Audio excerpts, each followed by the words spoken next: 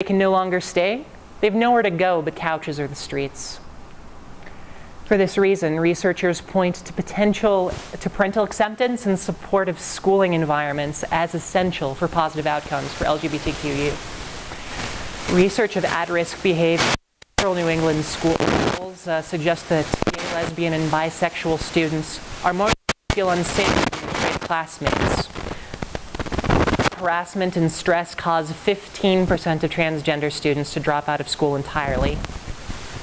Recent interest in anti-bullying campaigns and school-safe spaces and policies and peer education do help to keep LGBTQ youth off the streets. In 2012, the 40 to None Project, the first organization with an explicit focus on LGBTQ youth homelessness, was formed. In a Huffington Post article, director Jema Shelton lays out the organization's tactical vision.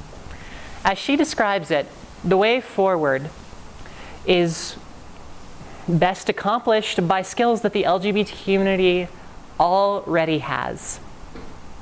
Promoting general acceptance and understanding at home and in school lessons stress on at-risk queer youth.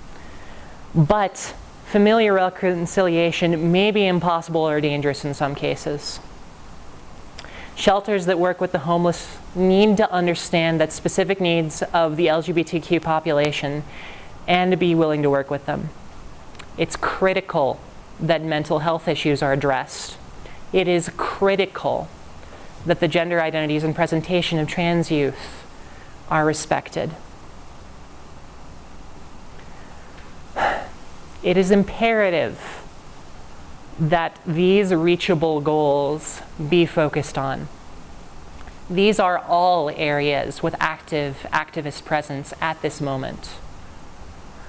The LGBTQ community cannot sit idly by while so many of our youth are literally dying in the streets.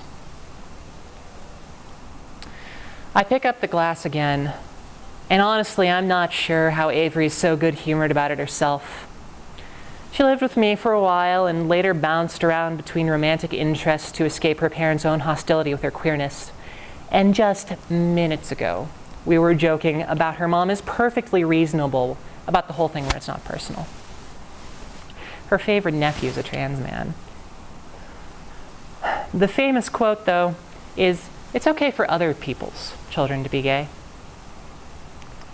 Avery's been living with them again for a while now, and not counting the month she slept in her car last year. Her car. She's going by she again. I stumble over asking about it, and it's maybe the first time the facade cracks this evening. Of course she's not thrilled about it, but she's got to make do with what she's got. The family didn't even get to the point of just having a real conversation about identity, about normality, about happiness before the hammer drops it. As Avery tells me, right now, she's doing what she needs to do to survive. Other people's children can be gay, but not mine.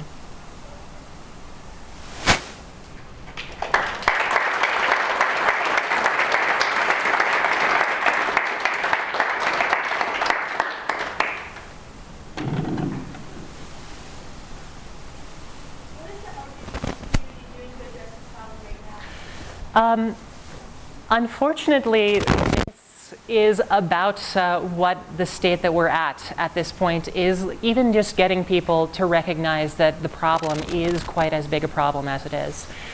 There are community related projects, especially couch surfing projects, the Trans Housing Network, and other similar endeavors which aim to help this problem. But unfortunately, there are quite a lot of people who have to stay at youth homeless shelters, which are chronically underfunded and generally not very well trained on queer issues, despite the size of gay, lesbian, bisexual, and transgender homeless people there are. There is one youth-focused youth shelter in the Denver metro area, Urban Peak, which receives about 1/100th of the funding that, say, the Human Rights Campaign, the marriage equality organization, gets.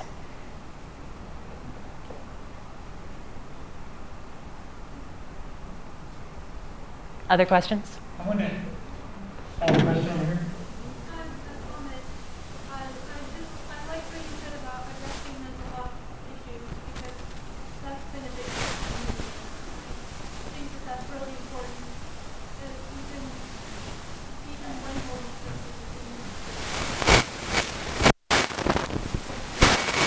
Yes, in general, yes. The comment was that she appreciated the emphasis